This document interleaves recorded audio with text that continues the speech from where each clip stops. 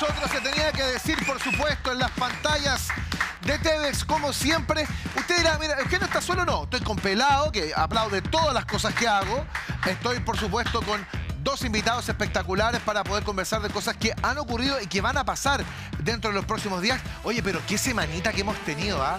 Una semanita tremenda entre lo de Manuel Monsalve y su formalización, entre lo que pasó con Katy Barriga también, con las esposas, lo que pasó también con Jorge Valdivia, que la reformalización quedó para la próxima semana.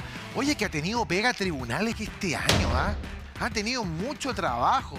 El caso Hermosilla, el caso Jado, el caso Convenio, suman y siguen. La verdad que ha sido un año donde se ha judicializado todo. Pero hay algo que... Sí, ya comenté lo de la Katy Barriga también. Entonces, claro, en una semana donde todo se ha judicializado y donde nos hemos dado cuenta que hay que tener cuidado, miren este video que muestra un poco lo que tiene que ser nuestra actitud siempre. Mira, ponle hoja esto, mira. Mira, mira. No miras, es que esa es la actitud. Póngalo de nuevo, ¿eh? Esa es. Hay que tener cuidado, porque en verdad todos los problemas que se pueden generar por ese tipo de cosas y malas interpretaciones y malas cosas, es mejor evitarse el problema. En un ratito más vamos a conversar largamente con Marcelo Brunet de lo que fue la formalización de Manuel Monsalve, esto que se haya cortado la transmisión en el medio, por qué pasó, un poco lo que vimos en las últimas horas y evidentemente cómo esto va a, por un lado, impactar a las elecciones del día 24 y además cómo impacta políticamente al gobierno el hecho de tener al ex subsecretario del Interior, al zar de las policías, al zar... ¿Por qué me viste, Pelado, que hay un temblor? No. Al zar de las policías, al hombre encargado de la seguridad del país, tenerlo sentado en el banquillo de los acusados, formalizado por un caso de violación. Vamos a conversar de eso con Marcelo Brunet, pero antes de esto vamos a conversar de otra cosa que va a pasar, porque el día 24 de noviembre, usted sabe, hay que ir a votar. Tenemos elecciones en Chile, vamos a votar la segunda vuelta de los gobernadores regionales. Hay elecciones acá en Santiago, donde está Francisco Rego contra el incumbente Claudio Rego. Hay otras elecciones en Arica, hay otras elecciones también en... claro, ya lo habíamos comentado, está lo de la elección que va a ocurrir en Valparaíso, que va a ocurrir en la región de O'Higgins, en la región del Maule, en fin, buena parte del país va a tener balotajes, pero también hay un balotaje muy importante porque el 24 de noviembre Uruguay va a elegir presidente, va a elegir al sustituto, a quien va a reemplazar en el poder al actual mandatario Luis Lacalle Pou. Y para conversar un poco de lo que está pasando en esa elección, porque siempre que hay elecciones en América Latina, de alguna manera es una suerte de termómetro, ¿no? Un poco de cómo se están moviendo los balances políticos de un lado y a otro. Tengo en línea a un gran analista, a un abogado, periodista, un experto en estas materias, al abogado Graciano Pascale, quien está en Montevideo para conversar con nosotros de las elecciones que se vienen este día 24 de noviembre. Graciano, un placer conversar contigo hasta ahora acá en TVX. ¿Qué tal, Eugenio? ¿Qué tal, compañeros ahí en el estudio? Amigos televidentes, un gusto estar en contacto con ustedes desde Montevideo. Graciano, elecciones este día 24 de noviembre en Uruguay. ¿Qué está en juego? ¿Quiénes son, por un lado, Álvaro Delgado y quién es también Yamandú Orsi? ¿Quiénes son estos dos hombres que podrían ser los... uno de los dos va a ser sin duda el próximo presidente del Uruguay? Yo diría, para resumirlo, Álvaro Delgado, candidato del gobierno, Yamandú Orsi, candidato de la oposición. En Uruguay, si bien no está conformado todavía como partido político único, en Uruguay le damos el nombre de lema a los partidos políticos, sería el nombre jurídico de los partidos políticos. Si bien los partidos que apoyan al gobierno en el marco de la llamada coalición republicana actúan hasta ahora por separado, y esto se vio en la elección del último domingo de octubre, en Uruguay, en esta ocasión pasan a la segunda vuelta el candidato del gobierno, Álvaro Delgado, mano derecha del presidente Luis Lacalle Pou, un hombre que ha estado siempre junto al presidente desde el cargo de secretario de la presidencia, un cargo por lo general de tipo técnico, pero que en este caso fue ocupado por alguien con un marcado perfil político como Álvaro Delgado. Fue diputado, fue senador, fue fundador del grupo, del movimiento político dentro del Partido Nacional junto al presidente Lacalle, lo acompañó en la campaña presidencial y una vez electo, el presidente Lacalle lo nombró secretario de la presidencia. Desde allí en los primeros meses de su gobierno comenzó a tener un rol protagónico porque, bueno, como le pasó a Chile también, tuvimos la epidemia, la pandemia del COVID, y el secretario de la presidencia, Álvaro Delgado, se constituyó junto al presidente Lacalle y al entonces ministro de Salud Pública, Daniel Salinas, en el principal portavoz del gobierno en toda la comunicación vinculada a la campaña del COVID, la vacunación, etc. De modo que fue un hombre que a partir de ese momento adquirió una gran notoriedad y siempre se le vio al lado del presidente durante los 4 años largos de su gobierno, porque debió renunciar hace unos meses para dedicarse a la campaña política. Es un médico veterinario que tiene 60 años y que pugna por primera vez a la presidencia de la República. Repito, con el apoyo del Partido Nacional, que es su partido de origen, pero también en esta segunda vuelta del domingo 24, con el apoyo del Partido Colorado, otra de las 2 colectividades históricas del país, aunque en las últimas décadas entró en un declive electoral, pero mantiene en la última elección, obtuvo el 17% de los votos, 26 y fracción de los votos el Partido Nacional, y luego partidos menores como Cabildo Abierto, un partido dirigido por un ex comandante en jefe del ejército, que si bien irrumpió en la elección del año 2019 con mucha fuerza, obtuvo el 10% de los votos. En esta elección su caudal electoral se redujo considerablemente y ni siquiera llegó a ocupar un escaño en el Senado. Sí, 2 bancas en la Cámara de Diputados obtuvo en esta elección, perdiendo entonces 3 senadores que había ganado hace 5 años. También tiene el apoyo del pequeño Partido Independiente, un partido de centro-izquierda que fue escindido del Frente Amplio. En Uruguay también se llama Frente Amplio a la coalición de izquierda y que en este momento cuenta con un diputado electo. Bueno, este es un poco el panorama. Del otro lado, el candidato opositor, Yamandu Orsi, candidato del Frente Amplio, la coalición de izquierda fundada en el año 1971, que luego del paréntesis obligado naturalmente de la dictadura militar del año 73 al 85, volvió a comparecer electoralmente, y a partir de ese año de 1985 comenzó un lento pero paulatino y constante crecimiento electoral. Llegó a obtener la intendencia o la alcaldía, como dicen ustedes en Chile, de Montevideo en el año 1989 contra Tabaré Vázquez, y desde allí se proyectó a la presidencia de la República, que alcanzó por primera vez en el año 2004, con Tabaré Vázquez precisamente como primer presidente de izquierda en la historia del país. Luego obtuvo otros 2 periodos consecutivos, Tabaré Vázquez el primero, José Mujica el segundo, Tabaré Vázquez nuevamente el tercero, y fue derrotado el Frente Amplio entonces en la elección del año 2019, donde presentó como candidato al exintendente de Montevideo, Daniel Martínez. Fue derrotado por Luis Lacalle Pou en la elección de hace 5 años. Este domingo 24 entonces se vuelven a enfrentar estas 2 fuerzas, en este caso el Frente Amplio con el profesor Yamandu Orsi, es intendente, alcalde del departamento de Canelones, lo fue hasta hace pocos meses. El departamento de Canelones es el segundo departamento más grande del país. En Uruguay tenemos 19 departamentos.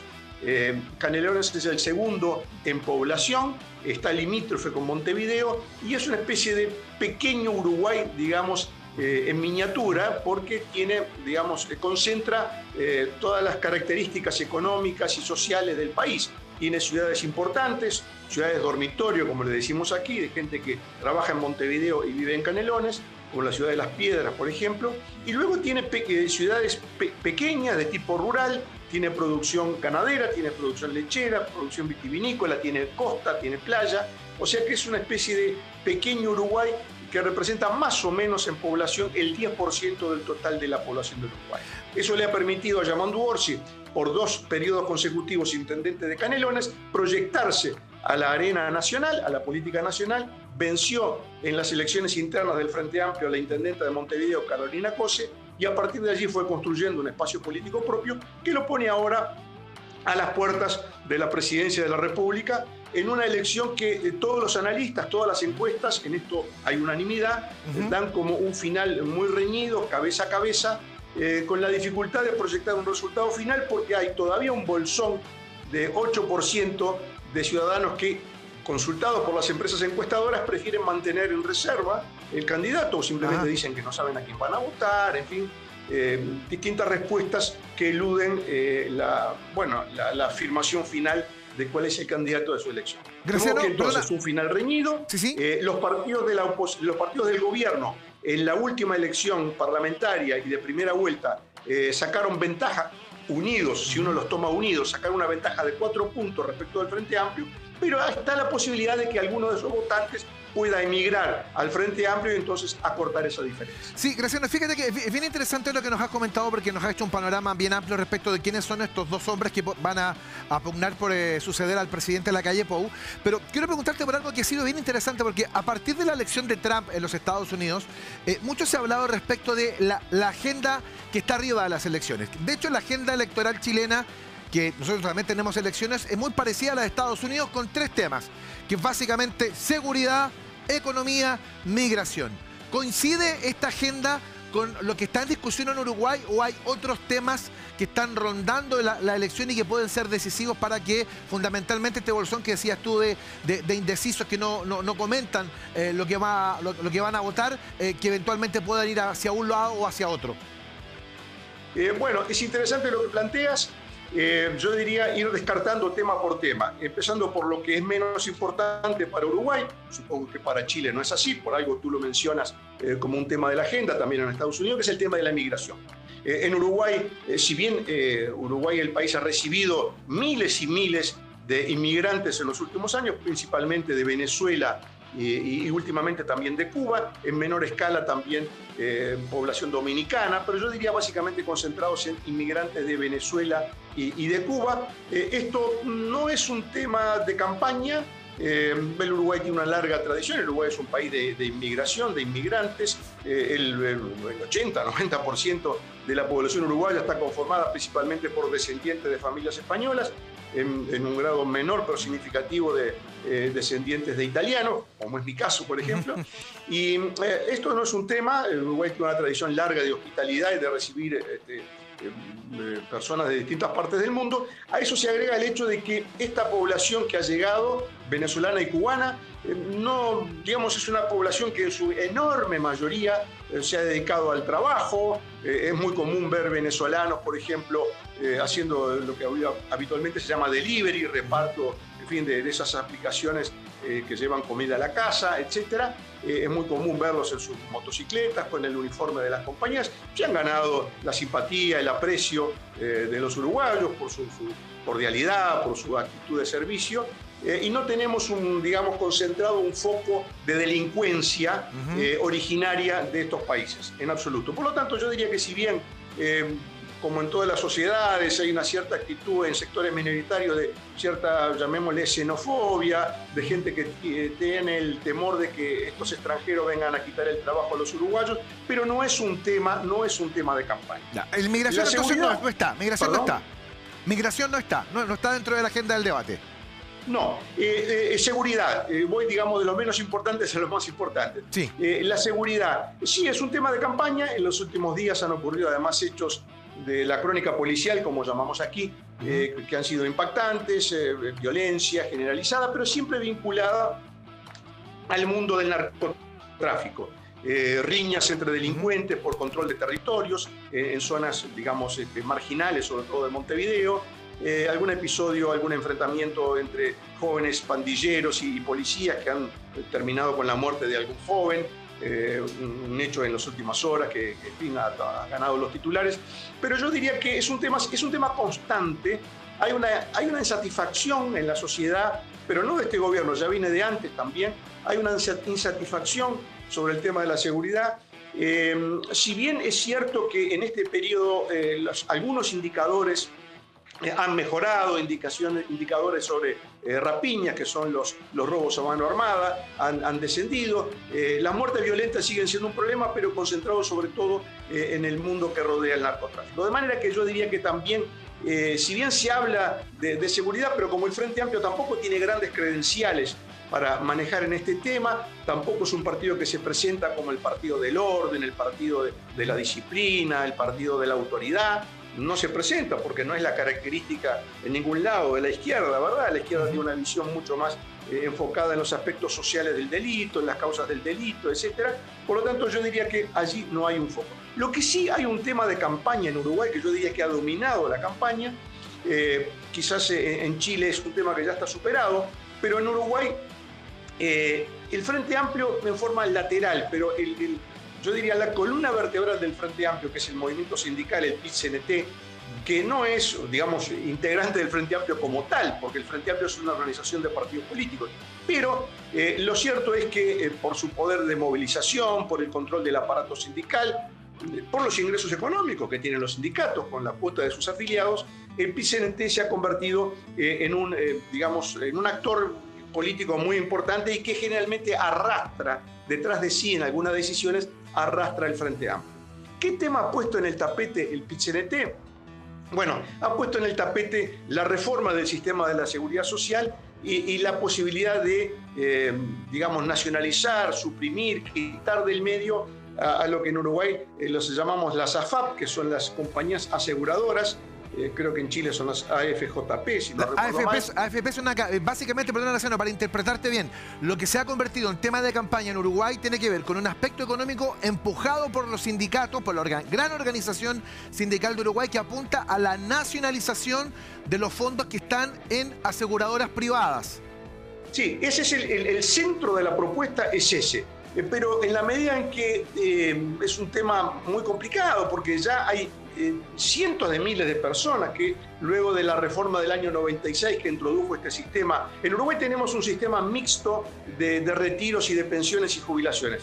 El sistema mixto consiste en que la mitad del aporte de los trabajadores va al Estado, al BPS, que es el organismo de la previsión social del Estado, Banco de Previsión Social se llama en Uruguay. El 50% va al pilar, como se le dice, al pilar estatal, y el 50% va a una aseguradora privada. Con la peculiaridad de que en Uruguay la principal aseguradora privada, que tiene el 50% del mercado aproximadamente, es también de propiedad estatal. Es una AFAP, como le llamamos acá, del Banco de la República, que es el Banco del Estado. De modo que el concepto de nacionalización es un poco ambiguo, porque en la medida en que el 50% está controlado por una empresa del Estado, que si bien actúa dentro del ámbito privado, bajo las leyes del sector privado, sigue siendo una compañía de propiedad estatal, es muy difícil, digamos, de manejar. La gente ya cada 2 o 3 meses recibe el estado de su cuenta en la aseguradora, ve el dinero que tiene y bueno, cuando se le propuso a la gente pasar ese dinero nuevamente a la Bolsa General del Estado, digamos, más allá de algunas particularidades jurídicas que tendría este traspaso de fondos, bueno, la gente tomó distancia. Tan es así que la propuesta, mientras el Frente Amplio obtuvo, le faltaban unos decimales para 44% de los votos, la propuesta de reformar el sistema de seguridad social obtuvo el 40%. O sea, el 60% de la población está de acuerdo en mantener el sistema y el 40% lo quiere cambiar. Este es el talón de Aquiles del Frente Amplio, del candidato Orsi, y tan es así, tan débil es este punto de su estrategia que no hay entrevista en la cual este tema no salga a la luz. Todos los periodistas en todos los programas le preguntan, bueno, ¿y qué van a hacer con las AFAP?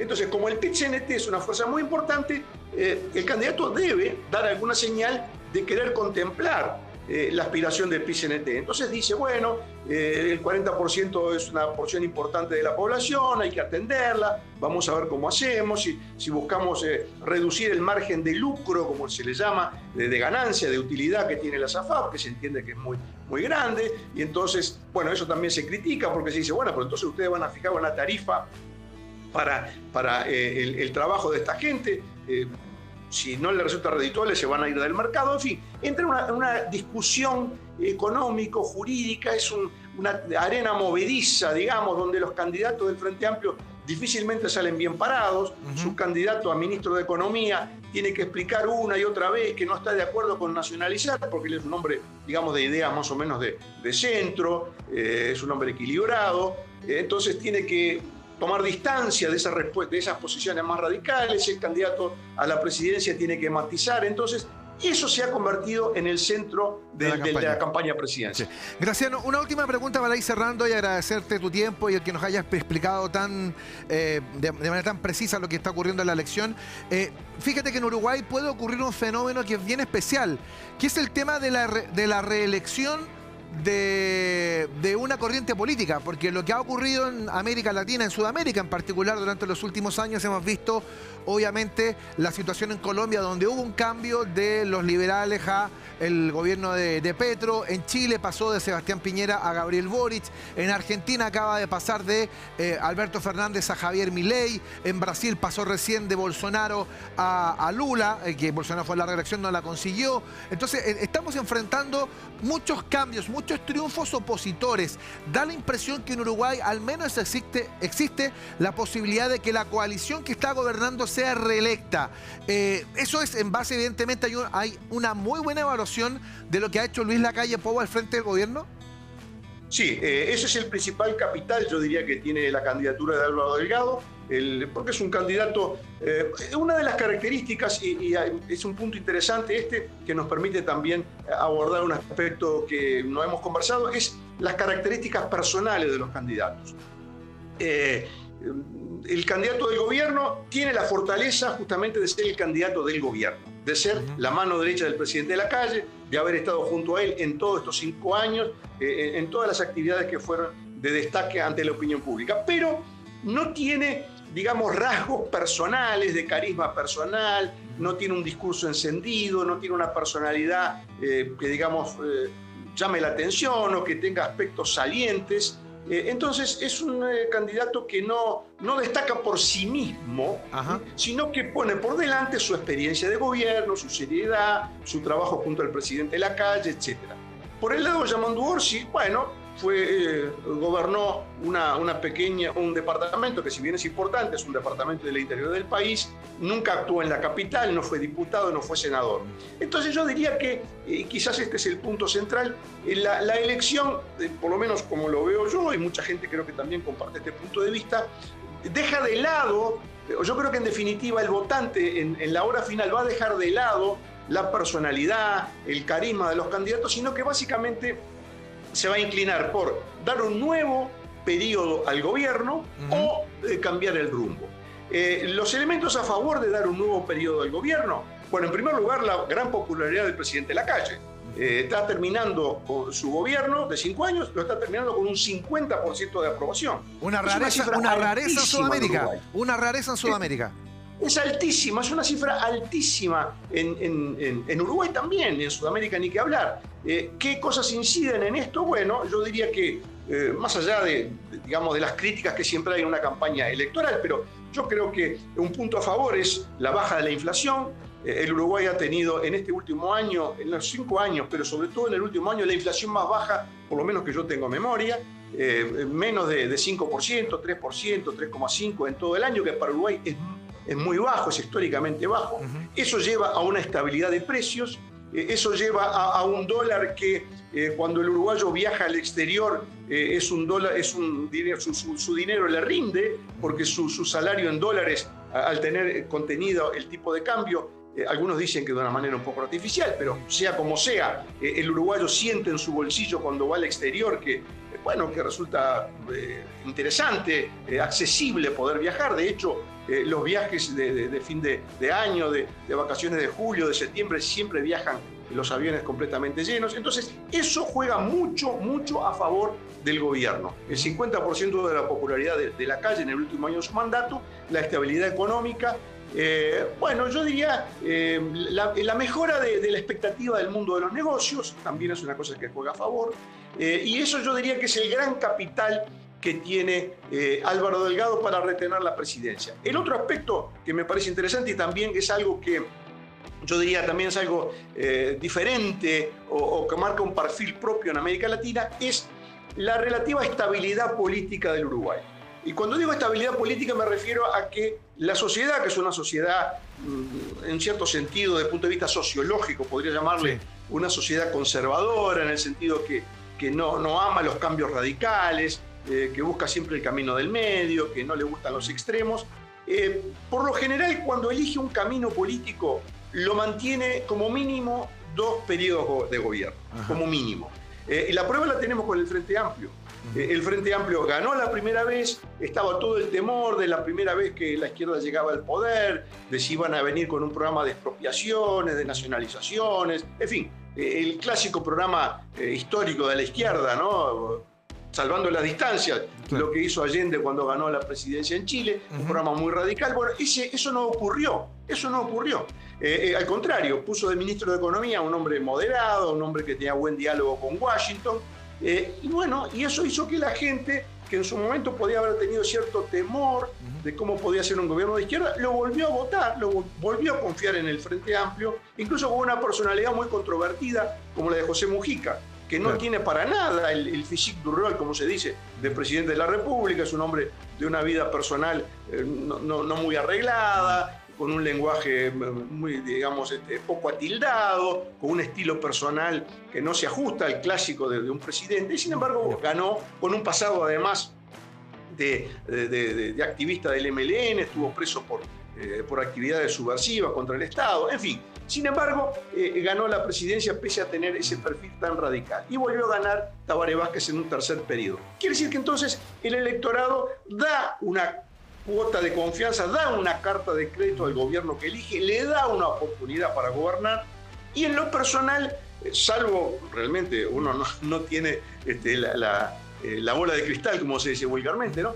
Pero en realidad uno no nota, por lo menos en la sociedad uruguaya, en los ambientes en los que uno se mueve, que en definitiva tampoco es que uno viva en una caja de cristal, ¿no? Uno circula por muchos ámbitos, no se aprecia, digamos, una sensación de hartazgo del gobierno. Perfecto. Porque el hartazgo, en definitiva, es, digamos, el primer escalón para que la sociedad reclame un cambio. Entonces no hay una sensación de hartazgo, no se vive un clima de cambio, de época, no se vive un clima de gran expectativa por lo que puede pasar. Hay una cierta conformidad general, bueno, el 50% de apoyo del gobierno sin duda lo explica claramente. Y yo diría que, salvo imponderable y con una diferencia pequeña, una elección reñida, que va a ser muy disputada, seguramente va a ser por 1,5 puntos, 2 puntos, no más la diferencia. Nosotros en Uruguay más o menos votamos 2 millones de personas, quizás la diferencia entre un candidato y otro, entre el ganador y el segundo, sea una diferencia de 15, 20, 25 mil votos, la última vez fue 30.000. De modo que el final va a ser reñido. En el gobierno hay confianza en que ese 8% de indecisos finalmente sean votantes del gobierno que simplemente no quieren decir a quién van a votar, gente reticente, gente que, en fin, sostiene que el voto es secreto y por más que le pregunten encuestadora, no lo dice. Entonces en el gobierno hay confianza que esos 8 puntos de la población finalmente apoyen al gobierno. Yo diría que este es un poco el panorama, Eugenio. En lo personal no se esperan grandes sorpresas, aunque sí un final muy reñido, muy electrizante, como se decía antes, no apto para exactamente, como los partidos de la eliminatoria y todo eso. Bueno, lo cierto, Graciano, es que hemos tenido un amplio panorama respecto de qué es lo que va a pasar el día 24. Insisto, siempre es bueno ir revisando qué está pasando en el vecindario, sobre todo considerando lo que hablábamos, ¿no? Que lo que ha ocurrido en Sudamérica en particular han sido gobiernos que han sido sucedidos por la oposición. En Uruguay se puede dar un caso bien especial. Así que, Graciano, te agradecemos mucho tu tiempo, el que nos hayas explicado muy bien en qué consiste y qué va a pasar el próximo día domingo en Uruguay. Así que te mandamos un gran abrazo y nos reencontramos muy pronto. Cuídate. Muchas gracias, Eugenio. Un saludo para ti, tus compañeros y los televidentes. Hasta muy pronto. Gracias. Graciano Pascal desde Montevideo. Insisto, ha sido bien interesante, viendo qué está pasando en el barrio y todo eso, eso la verdad. En minutos va a estar con nosotros Marcelo Brunet para hablar del otro tema que hemos tenido la semana, que es toda esta imagen. Esta es la imagen de la semana. ¿Ah? Así. La Cati Barriga, Manuel Monsalve. Hemos tenido en realidad una semana en tribunales, un año en tribunales, así que ya vamos a hablar con Marcelo en un instante. Antes, déjame contarte 2 cosas que son requete contra importantes. En Recursos Jurídicos encontrarás abogados especialistas en juicios laborales, de familias, civiles, herencias, testamentos, derecho migratorio y derecho comercial, con más de 10 años entregando excelentes resultados. La primera consulta es gratuita. Puedes agendar ahora mismo una reunión en sus oficinas o a través de sus canales digitales. Revisa toda la información en www.recursosjurídicos.cl y encontrarás la solución legal que necesitas. Además, si mencionas nuestro programa, tendrás un 10% de descuento al contratar sus servicios. Recuerda, recursosjurídicos.cl, solución legal integral. El aplauso para ellos, por favor, cómo no. Y déjame contarte que si estás amenazado de embargo o tienes informes comerciales negativos, no te preocupes más. En chiledeudas.cl contamos con abogados expertos en defensa de juicios por deudas, eliminación de informes comerciales negativos y expertos en ley de quiebra. Búscanos en redes sociales y entérate de todos nuestros servicios. Recuerda, tus deudas tienen solución junto a chiledeudas.cl. El aplauso para Chile Deudas. En instante va a estar Marcelo Brunet para que hablemos de lo que ha pasado con Monsalve, Cati Barriga, hace una semana llena de juicios. Pero a propósito de juicio, hay gente que pierde el juicio. Y les quiero contar cosas que están pasando en el mundo y que nos llaman la atención. Por ejemplo, fíjate, pelado, que de repente en la vida hay que tener un poco de suerte. Hay que tener mucha suerte en la vida. Por ejemplo, este tipo yo creo que puede decir con toda claridad que tiene una suerte monumental. Mira, ponle atención, mira. Mira, mira el auto. Mira, mira, le pega la bola ahí. Carambola. Eso es tener suerte, mira. ¡Pum! Oye, pero esa es tener suerte, en verdad. Porque pudo haber terminado con una carambola más grande. Mira, pum, pum, pum. ¿Le dolió? ¿A Coronado le dolió esto, no? No, no le dolió a Coronado. Coronado no tiene suerte. ¿Ah? No tiene suerte. En fin. Bueno, ya, esa es una. Otro, a mí usted sabe que me gusta el deporte. Fíjese que la gente entrena, trabaja, se mueve. Mira, ¿tú te has fijado cómo corren los atletas que van como agachados de abajo hacia arriba? Mira, fíjate que me mostraron, y es muy interesante, mira cómo ensayan ese movimiento para quedar ergonómicamente en buenas condiciones para sacarse el máximo rendimiento. Mira, pon atención. Mira, están ahí, mira, y en un techito empiezan ahí y de a poquito se sueltan. ¿Te fijas que van aerodinámicamente de menos a más? Van como venciendo la resistencia del viento y de a poco, mira, tucu, tucu, tucu, tucu, tucu, tucu, y van hacia arriba y después la agarran la firme. Mira, qué impresionante. Y uno que corre como, uno que trota nomás. No, bueno, Coronado ni corre, esa es la verdad. Para acá estamos con cosas. Oye, fíjate que la infancia, los niños son maravillosos. Le quiero mandar un besito a mi hijo, Diego, que se está recuperando de un pequeño tuntún que tuvo en la semana. Así que le mando un besito. Fíjate que los niños de repente se sorprenden con cosas. Tú has caminado de repente en estas baldosas que son como de acrílico, que tú miras para abajo. Sí, señor. Mira lo que le pasó a este pobre chico, mira. Mira, voy a caminar por el agua y... Mira, ¡ah! ¡Oh! ¡Me voy a caer! ¡Me voy a hundir! Pobrecito, se asustó. Ahí después se dio cuenta que estaba pisando sobre seguro. Yo conozco gente que le puede pasar eso, que se puede alterar con estas cosas. Oye, qué tremendo. Es para asustarse, ¿cierto, pelado? Es para asustarse. Sí, sí. Oye, y a propósito del agua, hay especies que son fantásticas. Los delfines son fantásticos. Y hay una especie maravillosa que son los manatí. Los manatí son como delfines chiquititos. Pero este manatí es muy especial porque encontró una forma de divertirse. Mira. Ponle play, mira. Ahí toma un poquito de aire, como que fuma. Ah, mira. Está haciendo circulitos. Mira, ¿te fijas que Coronado hacía eso con lo que fumaba? Porque no sé lo que fumaba Coronado. Con lo que Coronado fumaba. No era un vapor Coronado, era algo que tenía papel. No sé, bueno, tabaco, lo que sea. Y hacía eso.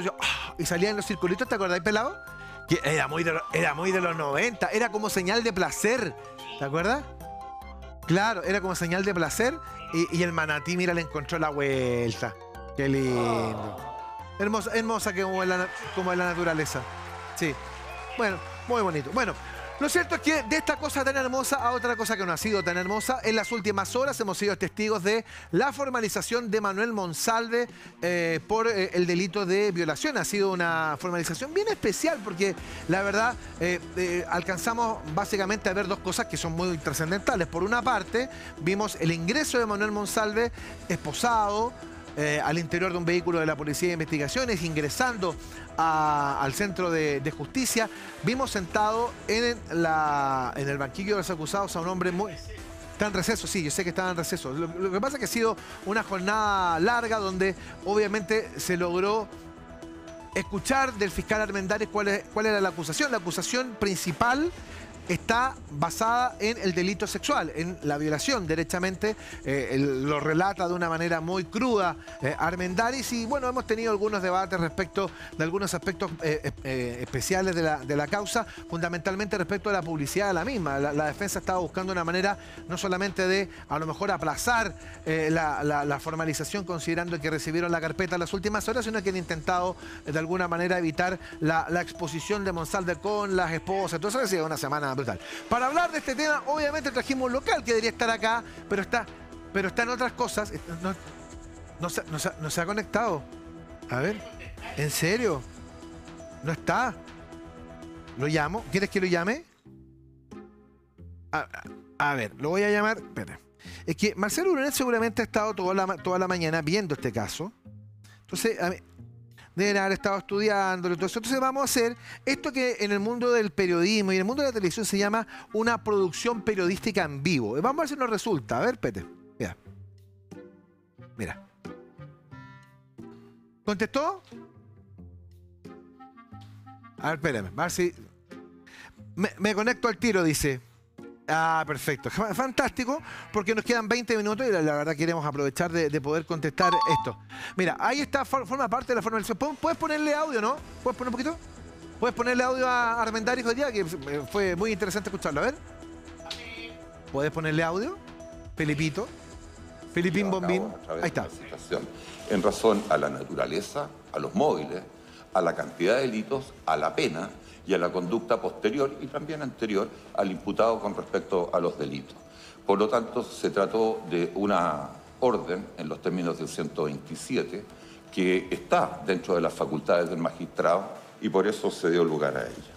Por eso vamos a pedir su rechazo, su señoría. ¿El punto de la intimación de la orden? ¿Perdón? Sí. El tema...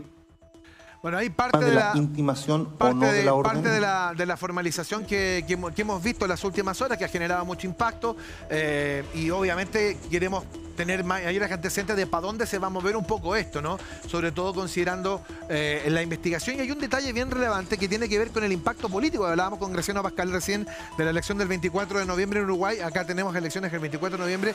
No sé si esta imagen eventualmente podría generar algún tipo de impacto, algún tipo de golpe dentro del proceso electoral, considerando, como ya hemos señalado, que las elecciones están a la vuelta de la esquina. Ya es el próximo domingo 24. ¿Y ya está don Marcelo? Todavía no. ¿Está listo? Muy bien. Póngase al aire, don Marcelo Brunet, para que conversemos. ¿Cómo está, Marcelo?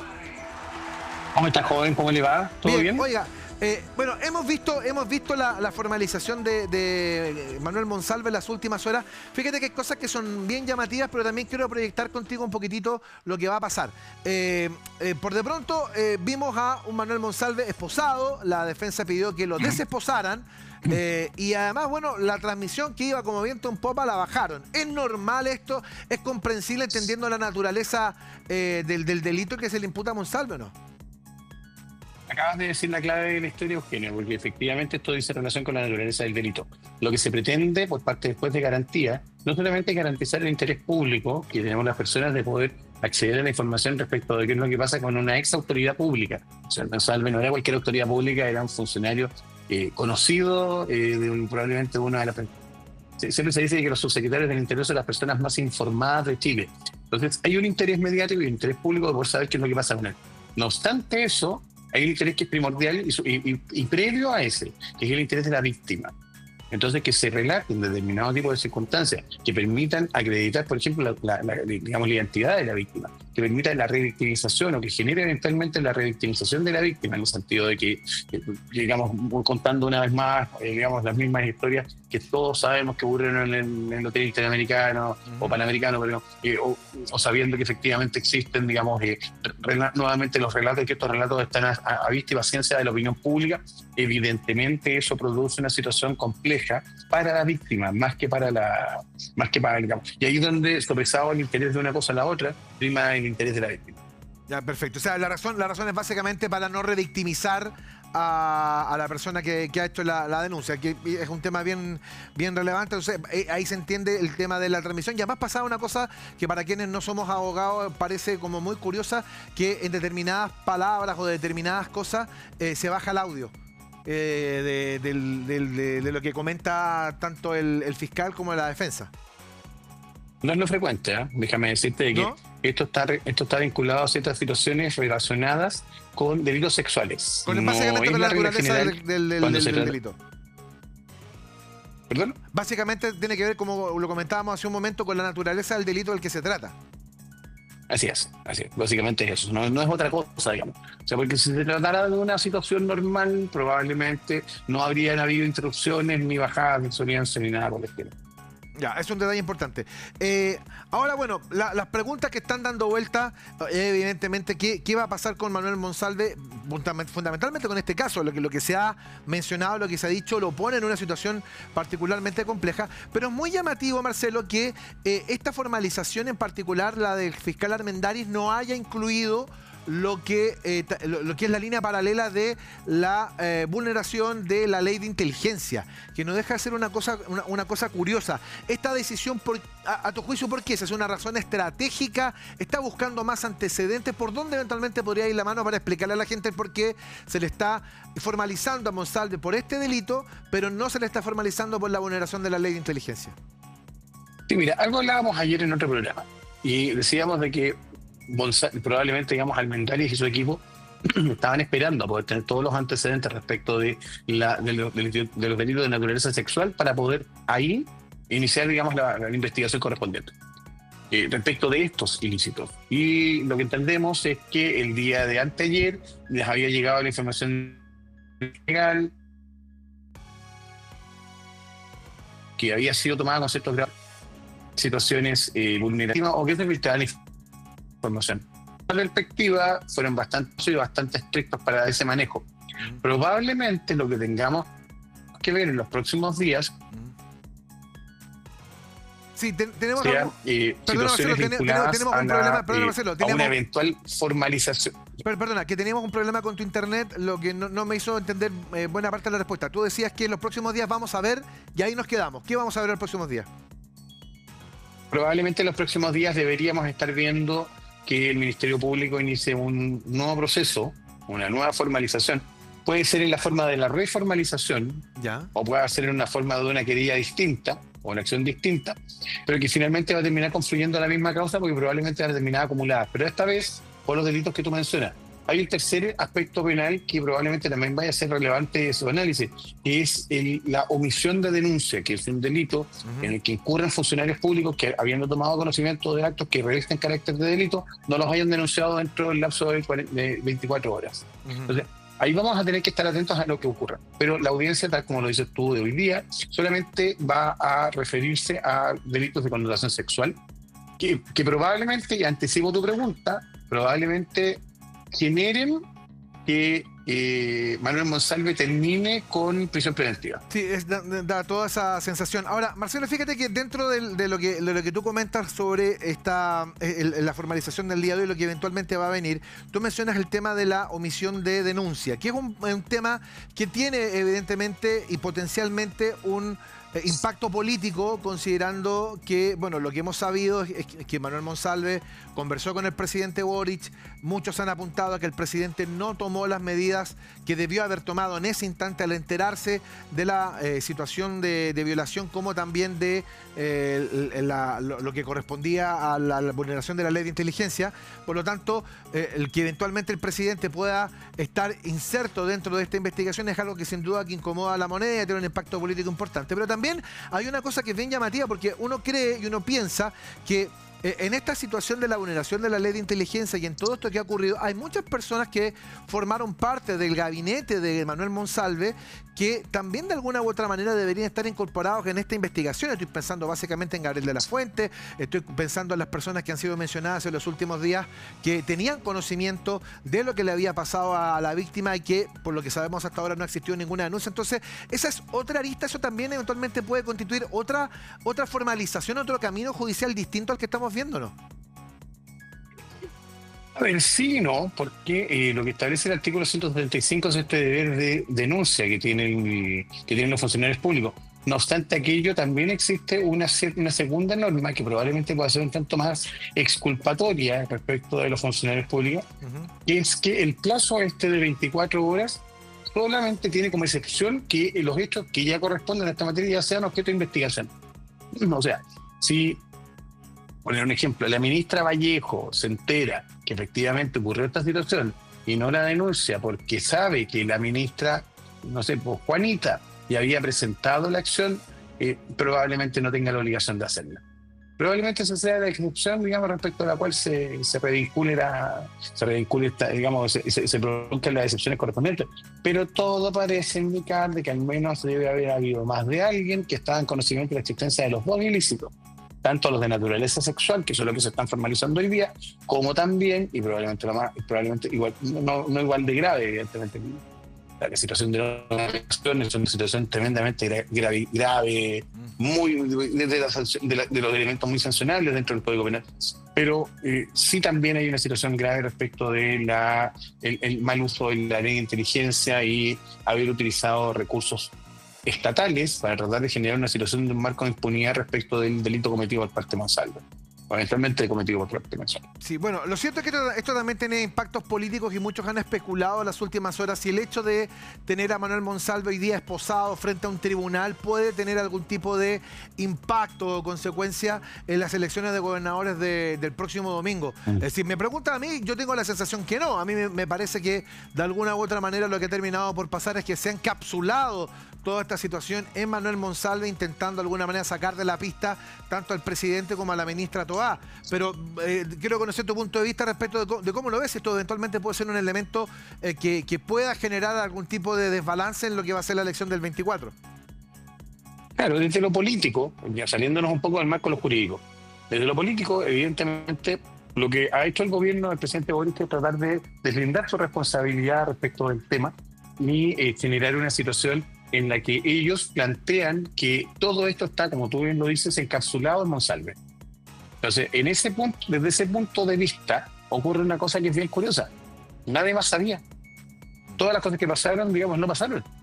En ese sentido, probablemente, digamos, de alguna forma el Ministerio Público, sin quererlo probablemente, le hace un favor al gobierno, puesto que toda la concentración de los odios de la sociedad va a estar concentrados en Monsalve, y no respecto a aquellos que pudieran haberle provocado impunidad o respecto a aquellos que pudieran haberle auxiliado. Entonces, probablemente, digamos, por ejemplo, por mencionarlo de alguna manera, Claudio Rego no va a tener un resultado respecto de esto y no va a resultarle relevante, digamos, o que pueda producir algún tipo de afectación una situación de esta naturaleza, porque al final del día él no es el responsable de la violación ni de los abusos sexuales respecto a los cuales hoy día estamos en discusión en el sede judicial.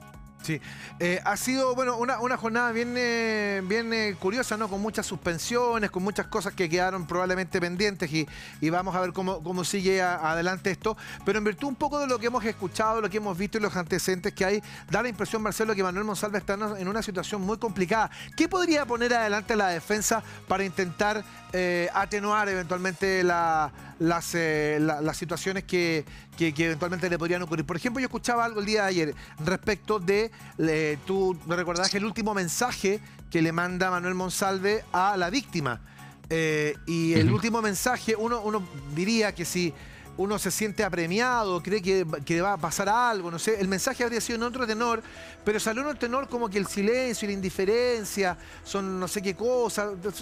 Da la impresión como que Manuel Monsalve tenía en la cabeza que tenía una relación con la víctima. Entonces, a lo mejor se van a agarrar un poco de estas interpretaciones, ¿no?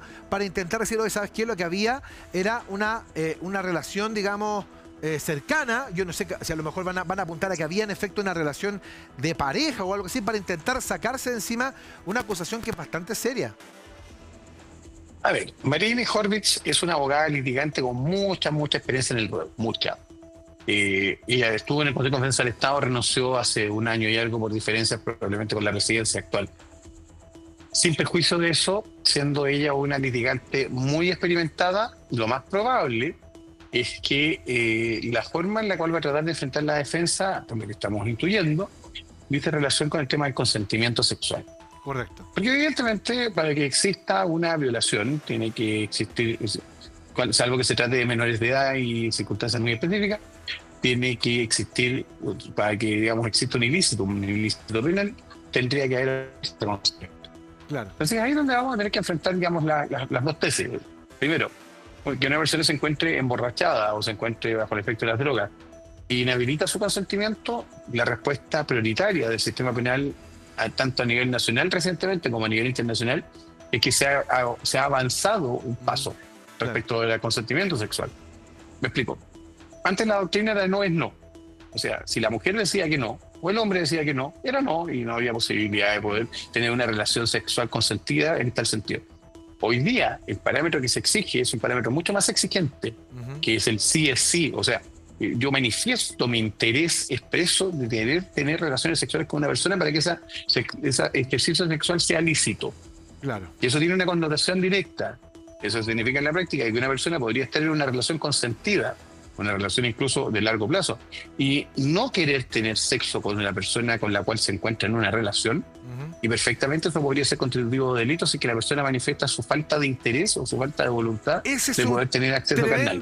Tremendo tema, Marcelo, porque uno perfectamente bien podría pensar que la defensa en esta idea de alguna manera, correrse del tema del consentimiento, que es evidentemente lo que refuerza la idea de la tesis de la violación, podría poner eso, que había una relación entre Manuel Monsalve y la víctima, y que finalmente lo que termina por ocurrir es una relación sexual dentro de una relación.